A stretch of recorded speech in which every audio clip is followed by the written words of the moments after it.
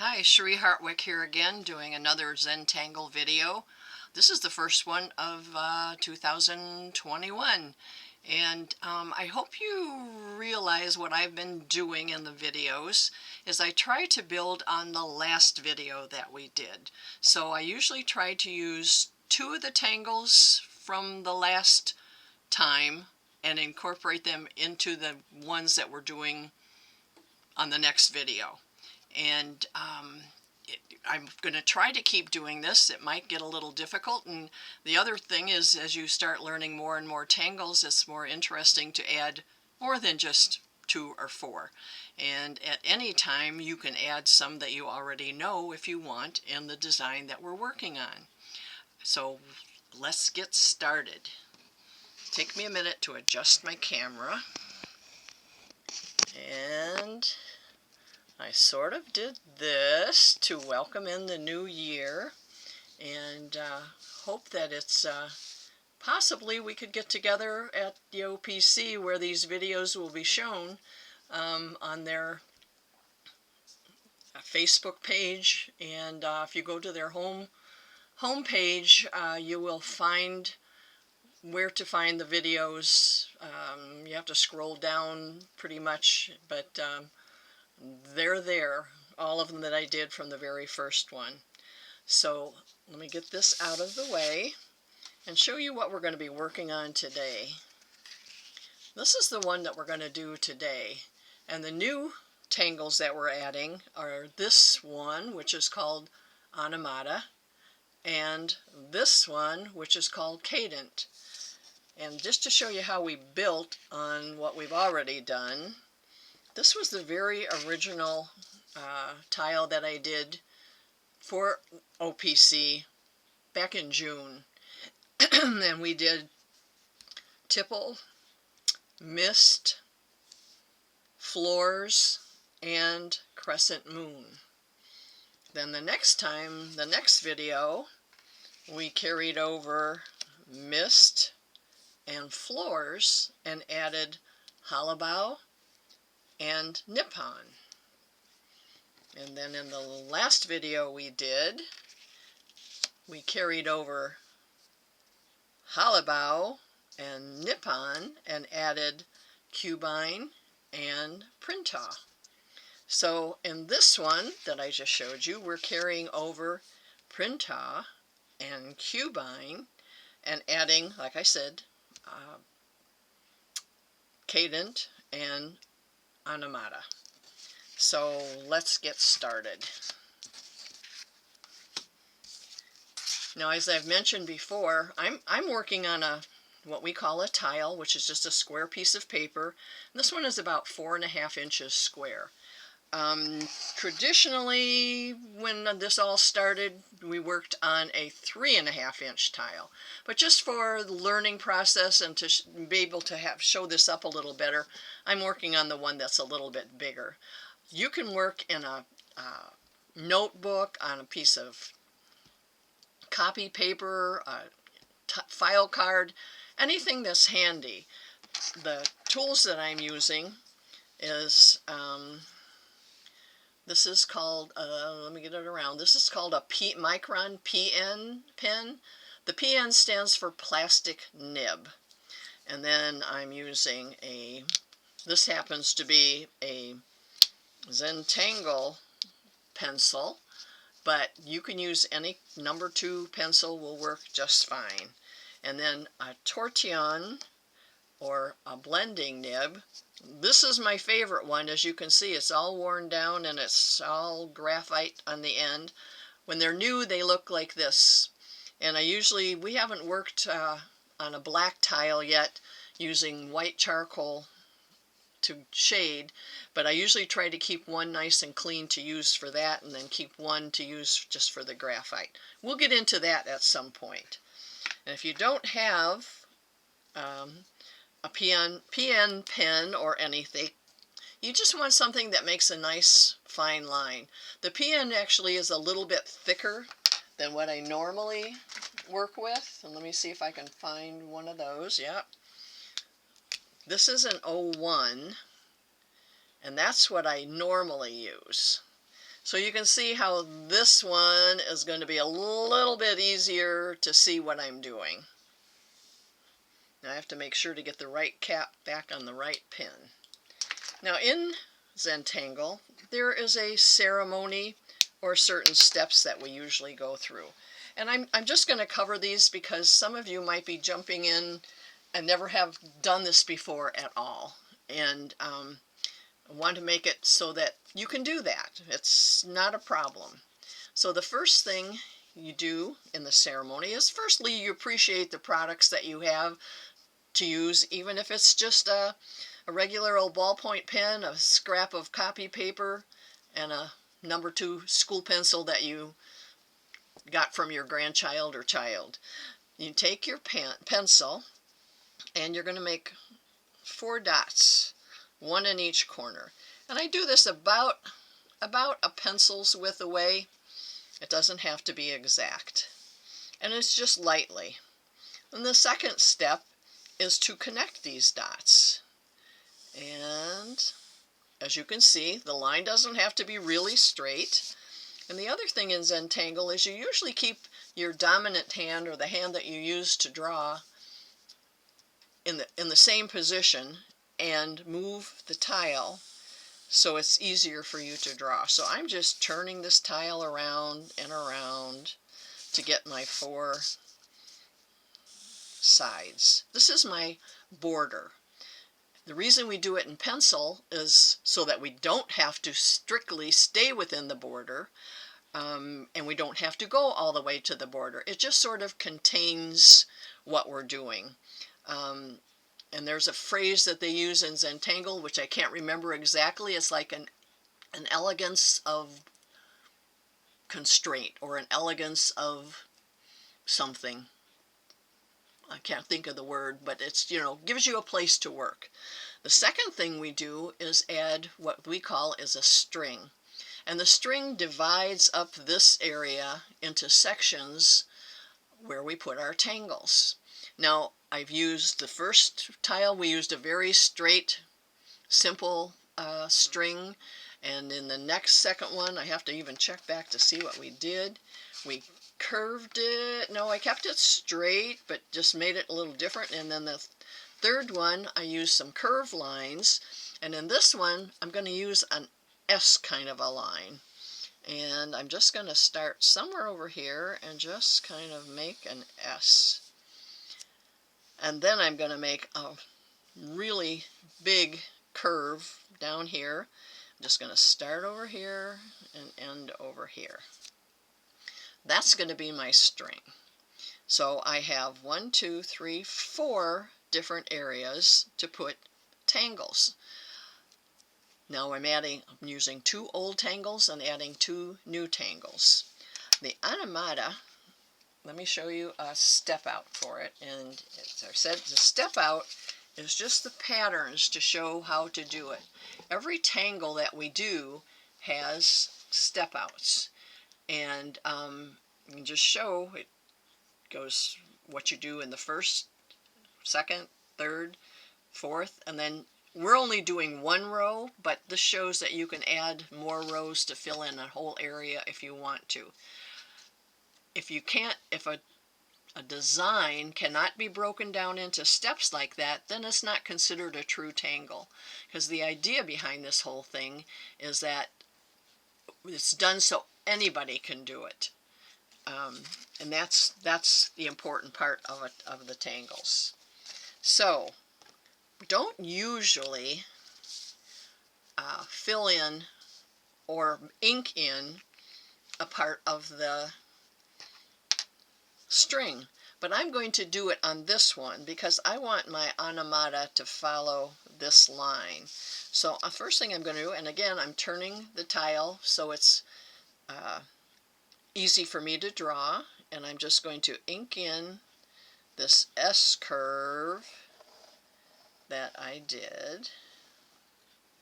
And now I'm going to aura it, and which is another thing that we learned way back when, is I'm just going to be following the same line that I had, and this doesn't have to be done in a continuous line. And again, it doesn't have to be perfect. You want to try and have it be consistent as far as how far away you're doing it. Just about like that. But you see I've got a little fat area here. It doesn't matter at all. So now I'm going to do another line following the same curve over here, and again you want to try and keep it about the same distance away, but it doesn't really matter that much. And now I'm going to aura that line. And again, keeping your dominant hand, the one you write with, still in the same position, and just move your card or your paper so it's convenient for you. Okay, now the next step in this is to draw orbs, which I don't know if you remember, but the 5 strokes that we use for most of our designs is a dot, a straight line, a C shape, an S shape, and an orb. So we've used the S shape, and now we're going to use the orb. And we want it to fill up from this line to this line. And I'm going to want it to touch this. So I'm going to start my first one right up here, a nice fat orb. Now what I'm going to do is I'm going to continue doing these orbs down this whole S shape. And if you want, the orbs are supposed to touch in this particular tangle. If you want orbs to touch, you start the next one by touching the one you just did. And you just do an orb. And you just keep starting on the one that you just did. And they're not perfect circles or orbs. Some of them are a little squashy, and you'll see it doesn't really matter. And I'm just going to fill in this whole long S shape of orbs. Now part of Zentangle is to do things slow. Now for sake of this video I might hurry up and do things, but I can notice in my tangles if I'm hurrying to do something, they look totally different than if I'm taking my time. And the idea is you focus on what you're doing and you forget about what's going on in the world. And you know, it's a crazy world right now. So I'm making my orbs get a little bit smaller as I get down to the end, because I want to kind of stay within that border. So the next thing we do, this one is just filled with orbs. Those are big orbs. Now I'm going to start making small ones that fit in these little double lines on either side. And this I might go a little bit faster. And again, I'm starting on the last one I did, and you kind of try and stay within the 2 lines. If you go out a little bit, it doesn't matter if this outside line looks a little bumpy. It doesn't matter. And see, down here I started getting a little bit skinnier, and again, it doesn't matter. So I'm just going to keep doing these little orbs. Oh, those got kind of funny looking, but that doesn't matter either, because nobody's going to notice that when the whole thing is done. And if you notice, I went right over this line that went this way, and see how it kind of disappears? You don't really see it. And we're going to come back and shade these orbs and see a little bit of a pencil line right there. You won't even see that later. That's why we do the string in pencil, so that it disappears. Okay, I'm just filling orbs, orbs, and more orbs.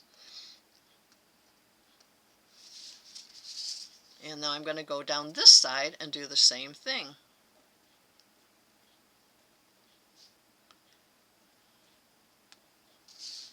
And turning my tile however it's comfortable for me to draw these orbs.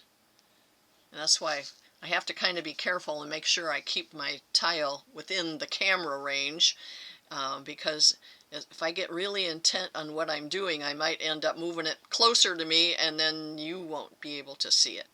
So I'm trying to be aware of that. And I just keep doing orbs and more orbs. Sometimes this kind of a tangle, especially where I showed you in the step outs how you do more than one row of these little of all these orbs. This is where you got to think. It's neat when you really know a lot of tangles by heart and you can just add them anywhere you want. But sometimes, at least this is what I do, I think, ooh, do I really want to be drawing that many orbs? And I might change my mind about what kind of a tangle I want to put in a certain area. But that's when the fun begins, when you can do a string and put anything you want in any area you want. Okay, so I finished all those little orbs, but I'm not done doing orbs, because now we're going to come back and in these little open areas between the big orbs, we're doing more orbs. These are sometimes called black pearls, and it's an orb, but you fill it in, but you kind of leave a little white dot in the middle. And and sometimes, like that one doesn't have much of a white dot, but it has one. And actually, if you have access to Jelly Roll pens and have a white one, if you end up getting one that's totally black, you could always put a little white dot with a white Jelly Roll pen in there. But they don't all have to have those white dots. It just looks like it adds a little shine to it. And they're going to be different sizes because of the curve. These little triangles are different sizes. But you see how it really changes the whole character of this tangle. And I got some really little triangles down here. And that's okay. So now I'm going to turn my whole thing around and work down the other side. And I'm going to actually put one right here. And as soon as I get done doing this part, then I'll show you how to shade this. And it's really simple. Some of you might remember from when we did tipple, it's done exactly the same way. The one nice thing about this PN pen is because it has a plastic nib, if you press down a little bit harder, it makes a fatter line. Oh, see, I'm getting a couple down there that don't have much of a white spot at all. But like I said before, I am not going to worry about that. Okay, so that takes care of doing all the orbs on Anamata. So now I'm going to take my pencil, and it has, let's see if we can, I'm having trouble with shadows and things today. I don't know if you can see, you can kind of see, it has kind of a flat side. And if you're using a brand new sharpened pencil, you might want to turn your paper over, or in a scrap piece, scribble a little bit to get a flat side like that, because it makes a softer graphite for shading. And all I'm going to do is, with that flat side, is kind of draw the orb again, just barely inside the orb that I did. And it doesn't have to be perfect, and you don't want to do it real dark. You just want to go around a couple times. And I'm just turning my tile around so that I can reach these, and turning it again.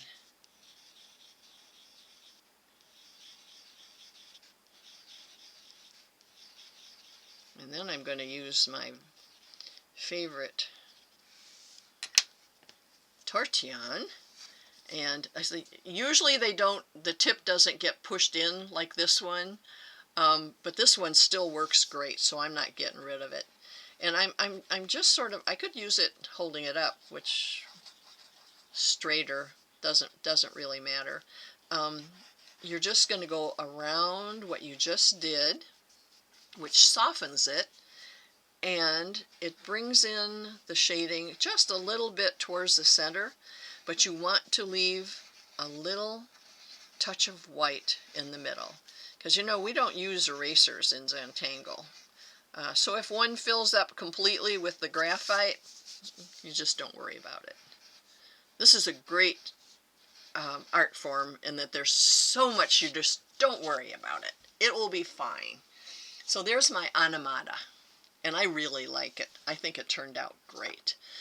So the next new one that I'm going to show you, and the other thing I'm going to keep trying to do is have, each time I do a video, have a grid pattern and then another pattern. Grids are just a lot of fun to do. And this one is called Cadent. And let me show you the step outs for that one. Okay, let me get my hand out of the way. All right, this is called Cadent, and it starts out with a dot grid. The other grids we did, we drew lines. And then we're going to use an S shape to connect those dots, and another series of S shapes to connect going the other direction. And then this is just one way to shade them in, but there's a lot of things you can do with this design to make it look different. And I'll probably flip over, let me see, I probably did it, yeah, I did it on one of my other tiles. I'll show you some different things you can do with this same pattern to make it just look a little bit different. And if you notice, this is a spiral notebook that I'm working in. If you have something like this is perfectly fine to do to follow along in my videos and do your tangles in. Okay, so I'm going to put, let me get some of my things out of the way. I'm going to put Cadent in this section and in this section. So I'm going to put it in two sections and leave these two sections for the tangles that we did before. When I'm doing a tangle, a grid, I usually try to like divide an area like this in half first. Although, you know what? I think I'm going to turn my tile this way because I have this nice long line here which I can divide. So I'm going to divide this in half, and I'm going to scoot it down just a little bit so I can reach it better. And just eyeballing it right in the middle, I'm going to make my dot. Now I'm doing these kind of big, and it really looks good in this particular tangle. But I have seen this same pattern done with leaving these orbs open, just an orb, and I have seen it done with squares. So now I'm going to divide, and I'm judging right from this very corner to here, and I'm going to divide that in half.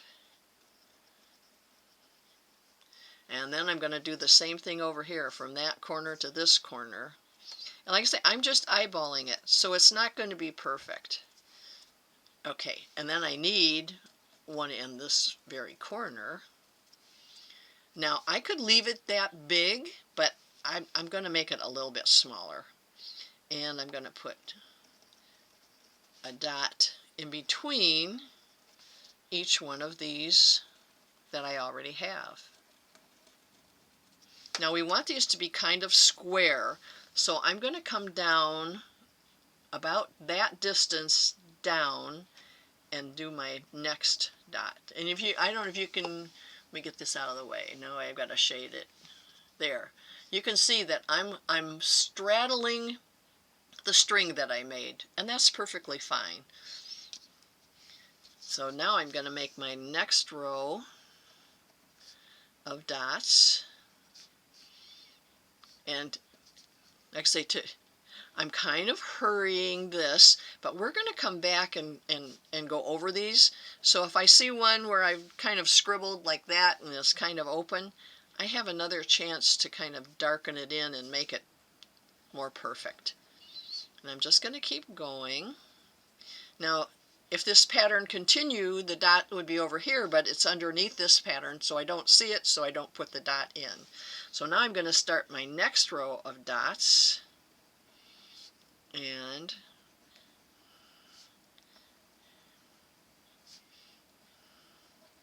again, it's not perfect, and that's perfectly okay.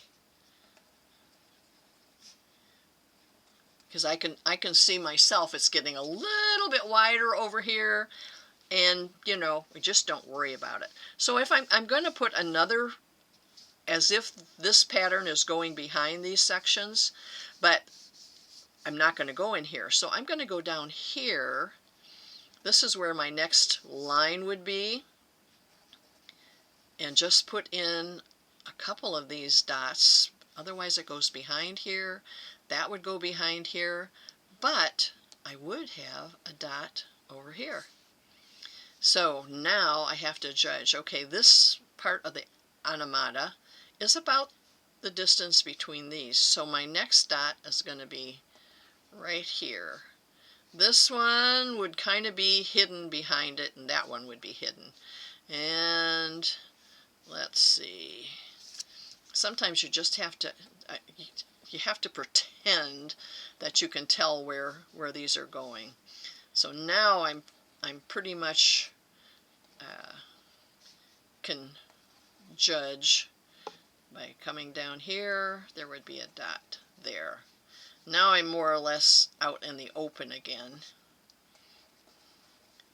and can make these dots. And I'm going to put another one here, and I will have another row down here.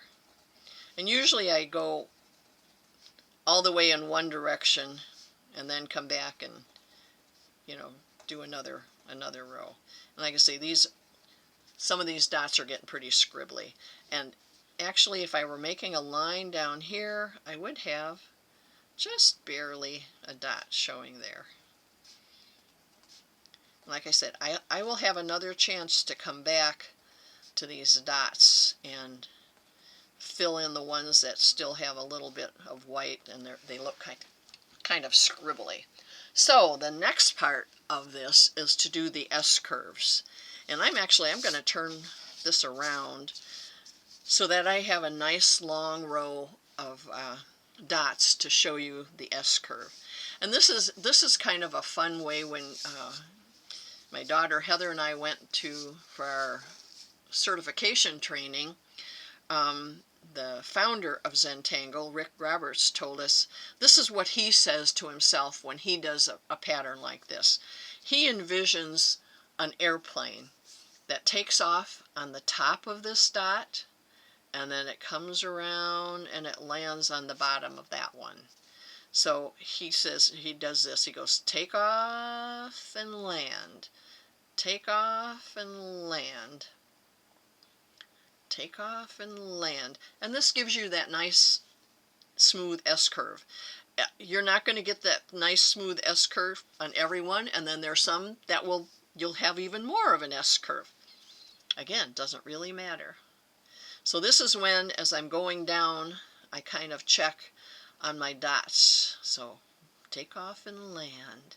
And this you get a rhythm, and it's muscle memory as you do this more often. And now I'm going to pretend that there's a dot down there, but I'm not finishing it. And then I also have to pretend like there's a dot there, and it would come out this way and end there. And doing that, pretending that something's there, gets easier as you go along. All right, so here's another row, another one, and now see, they're not all perfect, but you're going to be amazed at how it looks when you put the finishing touches. And again, this is one that ends somewhere behind there, and this one would start like that.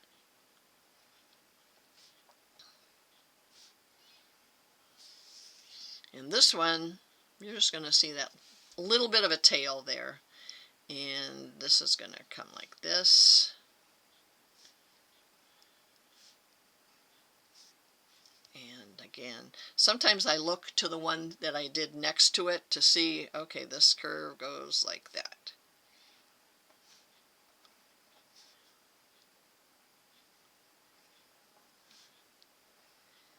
And like I say, I haven't taken the time to fill in all these little dots that need a little something extra, but I'm going to come back again in just a second.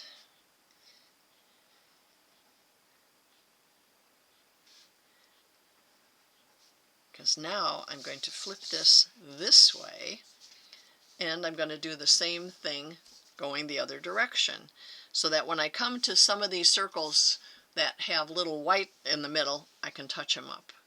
So again, I'm pretending there's a dot there, and it's coming just like that. And then, you know, you can fill in this circle, take off and land. This is also where if you've got a dot that's extremely smaller than some of the other dots, you can enlarge it a little bit so it kind of matches. But you take off and land. I find this one, I'd use this one a lot, and I find it very relaxing to do. I just like the way the finished one looks, and it just amazes me how neat it looks once you get all the other side in. And that would go that way. And you can see it now how it's looking like something. And I'll tell you how this happens to be one that I actually know why they named it what it did. This is supposed to look like a hound's tooth check fabric. And they took from hound, they took canine. So they took the K part. And tooth, they thought dental and took the dent. So that's how we get Cadent, canine dental, hound's tooth. That's how they named this one. And this is one I can remember that. A lot of the others are not so easy to remember. And there's a lot of them that I do. You know, I can picture it in my mind. I have no idea what the name of it is. And we're finishing. Oh, I'm leaving that bottom because now each of these is going to end up behind my line for the next pattern. So there, that's Cadent. And just to show you, I'm going to show you how I'm going to shade it, but this is something else you can do when you're doing Cadent. And actually I'll add a couple more dots. Let's see if I can do this sideways. Because all I did with this was I ordered the center, and then I did a dot in the middle.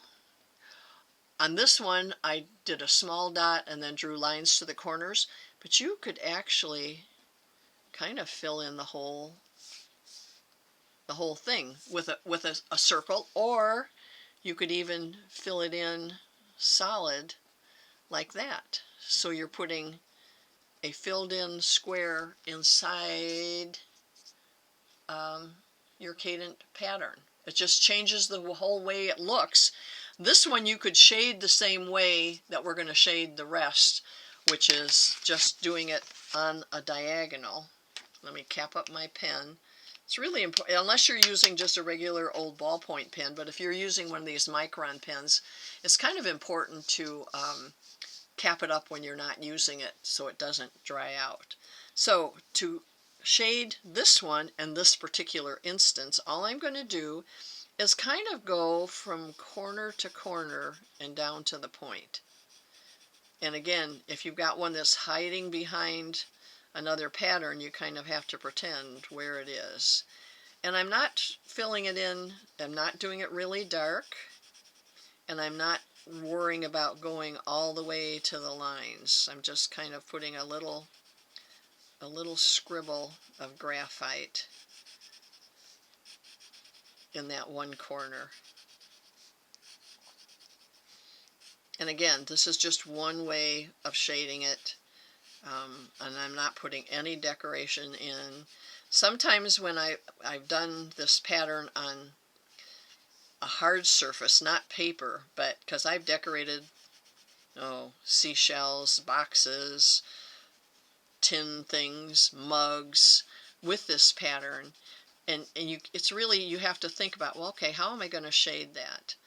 And sometimes I will just draw like 3 lines with the pen or whatever I'm using to give an effect of shading, but you're not really shading it. Because, I mean, you would fill it in solid, and you don't necessarily want that.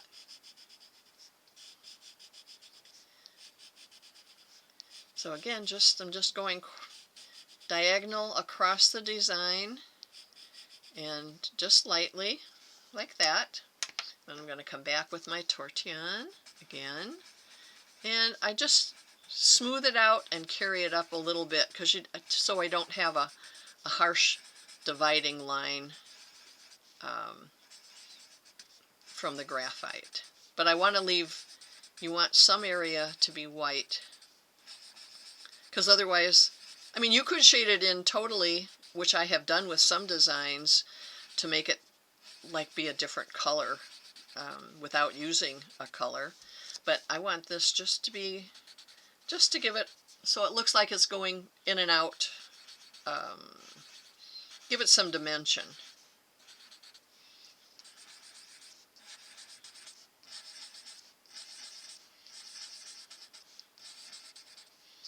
And this is where a lot of times, if you've used your tortillon or your blending stump, or like if you don't have those, you can use a Q-tip to do the same thing I'm doing.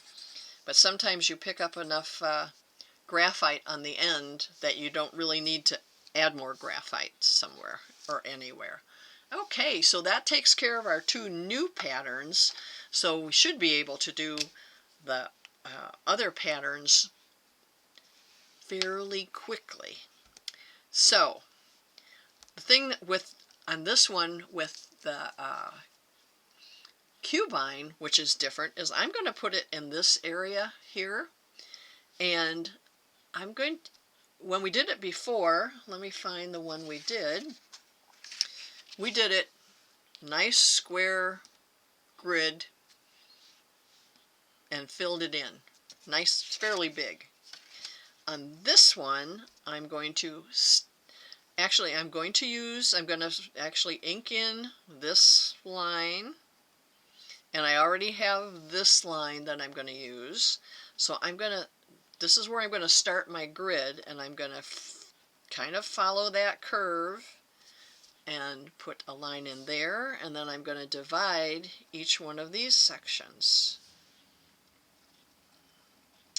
So not only is my grid going to curve, it's going to get smaller as it goes down or up to the point. So I'm going to turn it this way, because this is going to be my other line of cubine. And I want to start out with kind of a square about, oh, you know what I think I did on one of them? Let's see, because I've done this one several times.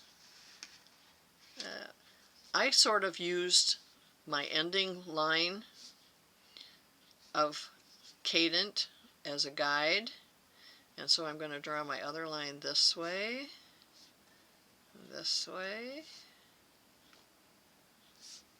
like that. Well, I can do another one there. So as I'm doing this, up here, you're not even going to be able to do the pattern, but you pretend you're doing it. So I'm actually going to start up here. And if you remember, cubine, you're drawing a little black square in the corner of each design.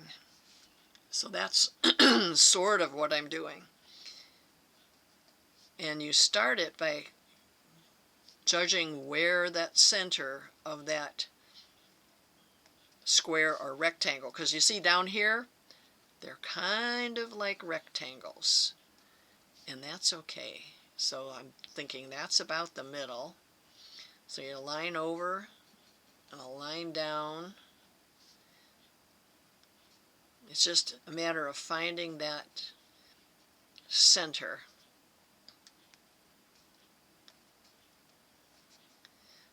Doing something like this with a grid pattern, and you can do the same thing with Cadent.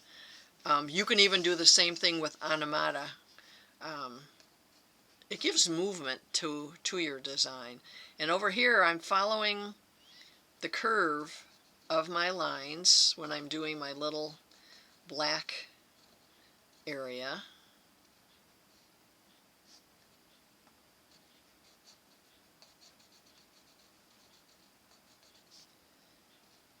But you do it exactly the same way, except it's a little bit different shape. I've done cubine in really odd shapes where it gets big and then it gets small, and it's fun to do. It's consider it a challenge. And that's where it becomes fun, when you do strings that are weird and then try and fit patterns in them. It's like a challenge to your brain, and that's a good thing. And that's where you kind of think, oh, I mean, there's certain shaped areas that I use certain patterns in because I like the way they work in that shape. And so the more patterns you know, the easier it is to fit it into the string. And at one time, I sat there and I drew strings on a whole stack of paper tiles. And then the challenge to myself was, when I felt like tangling, I would just pull one out at random and fill it with tangles. And that was kind of fun. So now the third part of cubine is to draw these little lines. And up here, you just kind of pretend you're drawing them. It almost fills in the whole thing, but you get the flavor of it. So I'm drawing from the corner of the black square to the corner of the big square.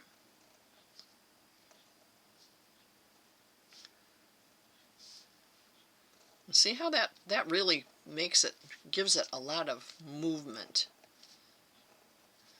Okay, and then we do the same thing. We fill in one area, and I'm going to pick this area. This is one, cubine is one where you do color in the whole, whatever of the two sections you decide to color in with the graphite. You color the whole thing in. And then you come back with the tortillon to smooth it out. And like I say, up here it's getting pretty tiny. Up there, I'm not even going to bother. So then I'm going to come back and just smooth it a little bit.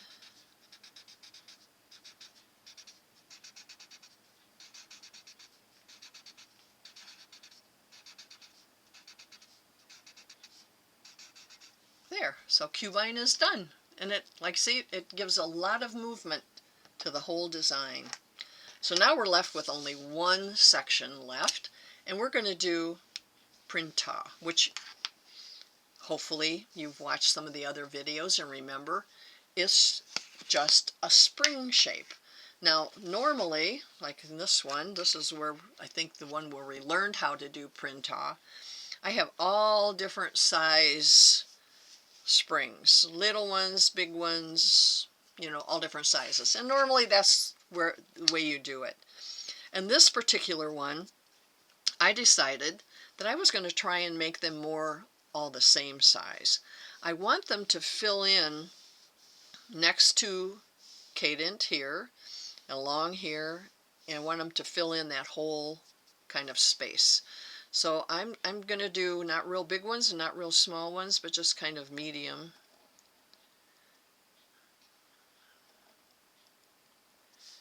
And just keep going. See, I want them to touch Cadent along that line. And I will end up putting a few smaller ones in, because that's just what happens. And this is another case where I can go outside my border a little bit, not very much. But again, this is another option that you have when you're doing any of these patterns. You can do them big, you can do them small, you can do them a mixture. See over here, I'm going to probably do a smaller one.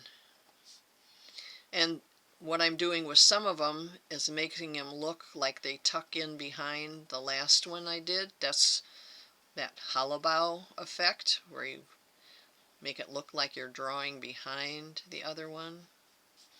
Let's see how many more I can fit in here.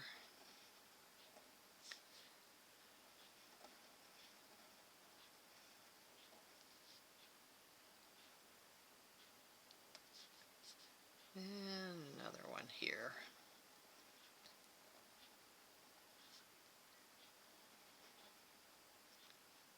And actually I'm going to make this one a little bigger. Okay, so the last thing I'm going to do with Printa, not the last, shading is the last, I'm going to come in and fill in these little triangles.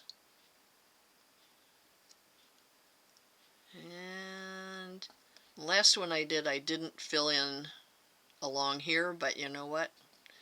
Since I started it, I have to do it. And that's the other fun thing. There's no mistakes in Zentangle. I'm not going to fill in on this edge, but in between here, wherever I have these little triangles where two circles or two orbs meet, I'm filling it in with the pen. What this kind of does, it balances the dark of this, balances with the dark of Cubine, and also with the dark, all the other dark things on there. I mean, it's not a real important thing, but after a while you start looking at it, and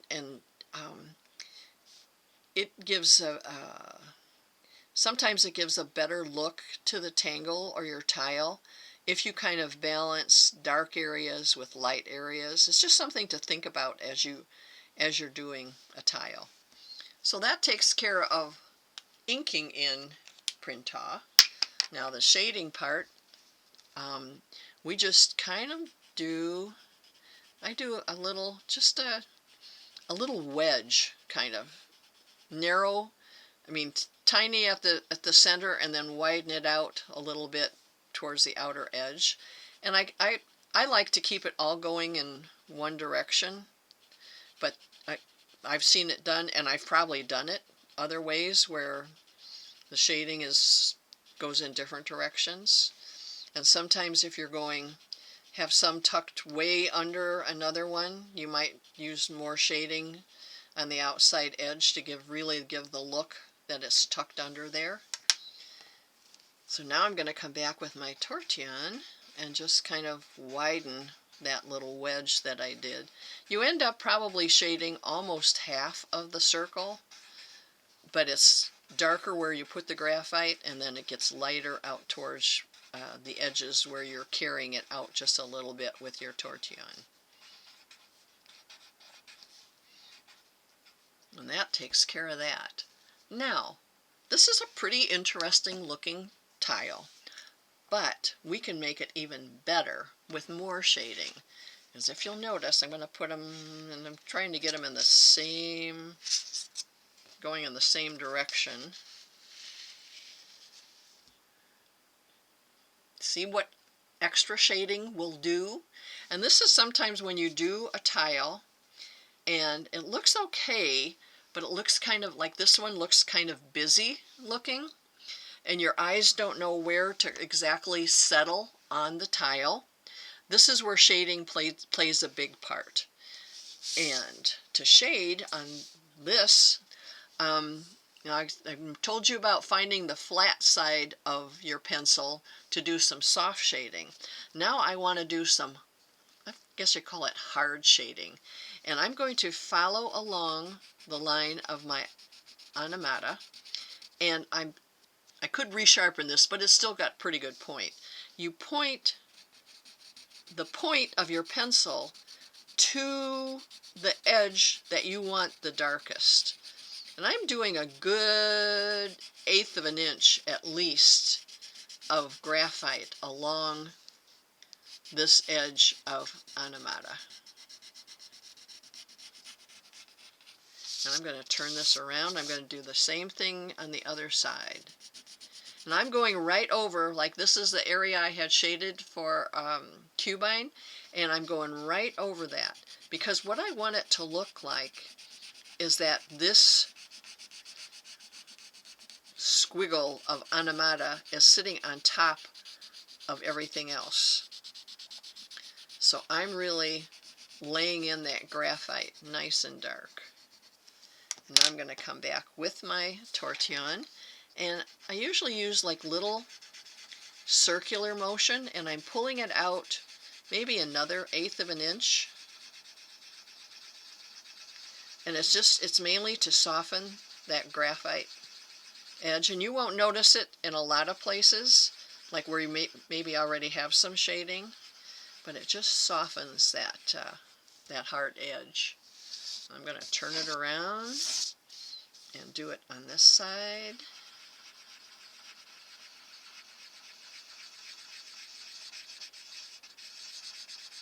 Since we don't use erasers, you can't erase the graphite. So start out kind of light and then build up. Oh, I like the way that looks. Okay, now it really looks like that Anamata is sitting on top of the whole design. But now these two areas are kind of getting lost within this area.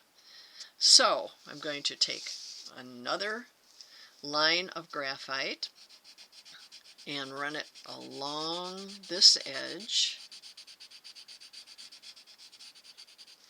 and do the same thing. Pull it out about this. I didn't do it quite as dark because I want to see how it looks first. And now I'm going to do the same thing over on this edge of cubine.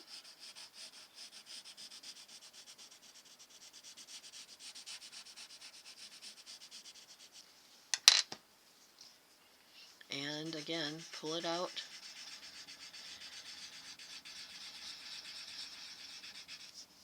Oh, I like the way that looks. Okay. Now it sort of looks like you have 3 layers. You have this layer way in the back, then you have this layer, and then you have this layer on top of it. Now the other thing I like to do a lot of times, and find a couple examples. Well, here's one thing I'm going to do with it. This has got graphite all the way around the outside edge and then blended. And then this one, I did it like double. I did it on this edge and this edge, so it looks like it has kind of a rounded frame. And you could do either one or not. Or you could even leave it plain like this. But I like it, just adds a little something.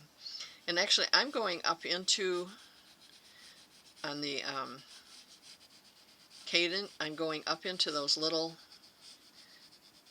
triangular areas, and I'm not doing it real dark, but to me it finishes it. And I'm just lightly shading all along here.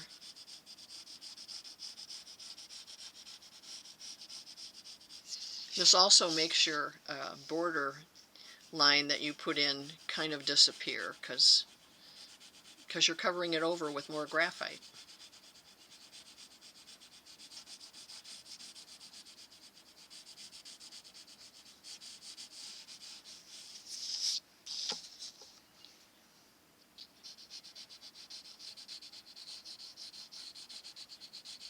I've just started doing this recently almost all of my tiles, and I really like the way they look. And the other thing you'll find as you do more and more of the Zentangle is you're gonna develop your own style.